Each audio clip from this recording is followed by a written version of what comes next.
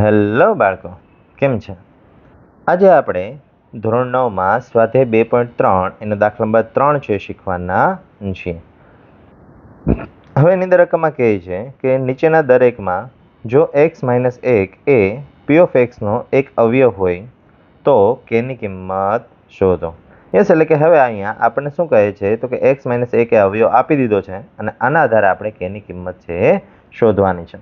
તો ચલો k ની કિંમત શોધવા માટે શું કરીએ કે જે અહીંયા અવયવ આપ્યો છે એનો ઉપયોગ કરીએ. એટલે સૌથી પહેલા તો લખીએ ભાઈ અહીં, એટલે કે આ દાખલામાં x - 1 A p of x નો અવયવ છે.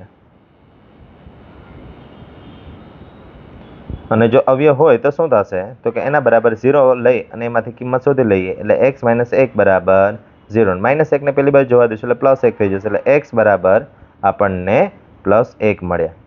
ચલો હવે આગળ તો કે આ જે x ની જે કિંમત મળી છે એને ક્યાં મૂકવાની તો કે અહીંયા જે આપેલી જે બહુપદી છે kx² - 3x + k એની અંદર છે આપણે મૂકી દેવાની છે. તો ચલો હવે અહીંયા બહુપદી લખી નાખીએ કે ભાઈ p of x બરાબર kx² - 3x + k અને લખીએ કે x બરાબર 1 મૂકતા. શા માટે 1 મૂકવાનો? કારણ કે અહીંયા આપણને x ની કિંમત 1 મળી છે એટલે 1 મૂકી દઈએ. અને 1 જેવો મૂકશો એટલે અહીંયા p of x છે 0 થઈ જશે. એટલે અહીંયા p of x બરાબર k, અહીંયા x નો વર્ગ છે એટલે 1 નો વર્ગ -3 કૌંસમાં 1 + k. ચલો હવે અહીંયા શું થાય તો કે ભાઈ આપણે જ્યારે અવયવ હોય એમાંથી શૂન્ય શોધીએ અને શૂન્યની કિંમત જ્યારે અહીંયા મૂકીએ છીએ ત્યારે આપેલી બહુપદી બરાબર 0 થઈ જાય. એટલે અહીંયા p of x બરાબર 0 લેતા.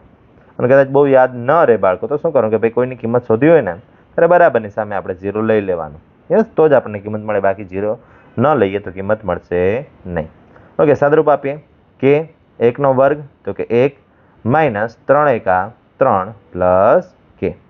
ચલો અહીંયા k × 1 એટલે k -3 + k. ચલો હવે k બંનેનો સરવાળો કરી શકાય. એટલે k + k એટલે કેટલો k થાય તો કે 2 વખત k થશે. એટલે અહીંયા 2k - 3. ચલો આજે 2k છે ને ડાબી બાજુ લઈ જઈએ. 2k અત્યારે પ્લસ છે, ડાબી બાજુ લઈ જઈશું એટલે માઇનસ થઈ જશે. એટલે -2k બરાબર -3. બંને બાજુ માઇનસ વડે ગુણાકાર કરીએ એટલે લખીએ કે ભાઈ બંને બાજુ માઇનસ વડે ગુણાકાર કરતા. અને બંને બાજુ માઇનસ વડે ગુણાકાર કરશો એટલે શું થશે તો કે -2k બરાબર -3. એટલે હવે અહીંયા જે માઇનસ શું થઈ જશે તો કે માઇનસ પ્લસ થઈ જશે. એટલે અહીંયા 2k બરાબર માઇનસ પ્લસ સામે પણ પ્લસ થઈ જાય એટલે બરાબર 3.